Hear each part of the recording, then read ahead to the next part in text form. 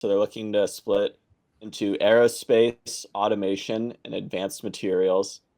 And according to RBC, Royal Bank of Canada, the uh, when the splits happen like this, normally some of the splits, not every one of the companies, typically see a 50% gain in the year after the separation.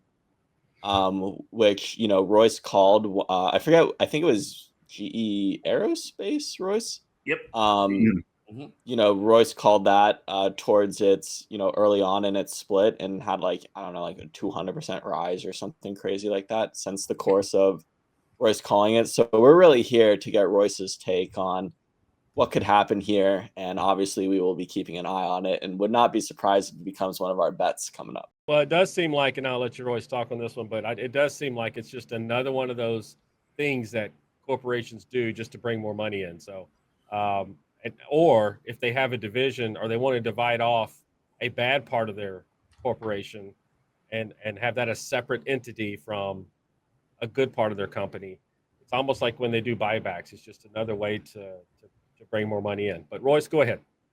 Okay. Well, to your point, that is a very good way to clear your balance sheets.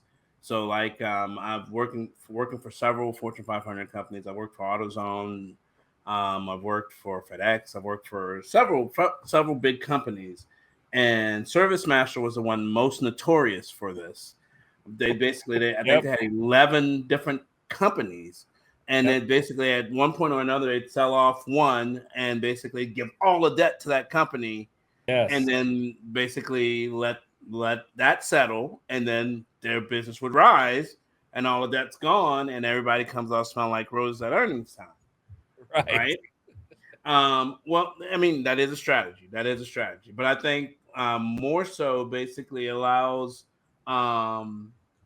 what I've seen. I'm not going to name the company that basically was behind this, but I've seen also shadow IT, where basically, hey, you have these people here, these people here, these people there, and they don't necessarily get along. They split off the companies to allow for basically people who work well together, and basically they have a niche that they're in, and allows them to basically do what they're really good at. And a lot of what comes from that is you get good rapport and good things. I do remember one time that backfired though.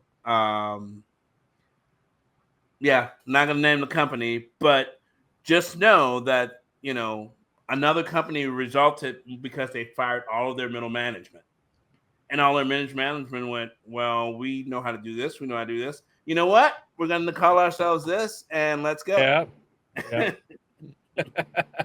That's the danger of them going off and creating their own company.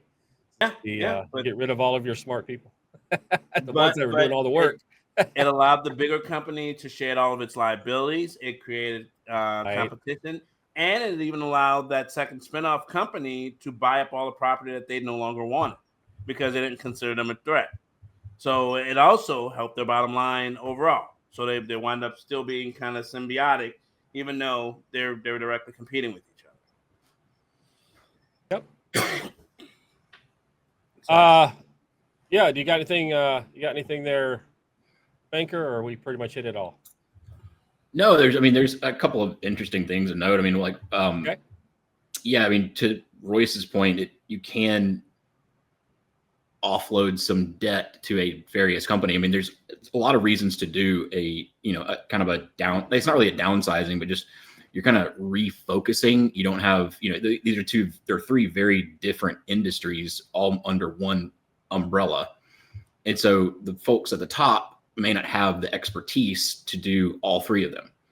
And so if you just branch everything or narrow everything down into three separate entities, you can kind of restructure things and make things look better. But to Royce's point, I think their aerospace division is almost like 40 or 50% of their entire yearly profit. Yep. So and then their struggling automation business with, that was booming during the COVID pandemic.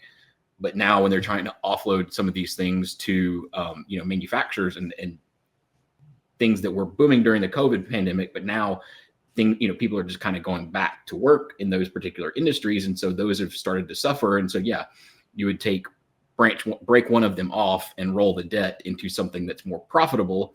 It might hurt the numbers in the short term. And a lot of analysts are kind of looking at this as a short-term loss, but a long-term gain. Yep. You do roll that into, just offload that to them. They'll absorb it really quickly because of it's such a high margin division that they have in their aerospace that, yeah, it'll make all three of them leaner, meaner, and much more efficient. Yep. Tips and tricks for corporates.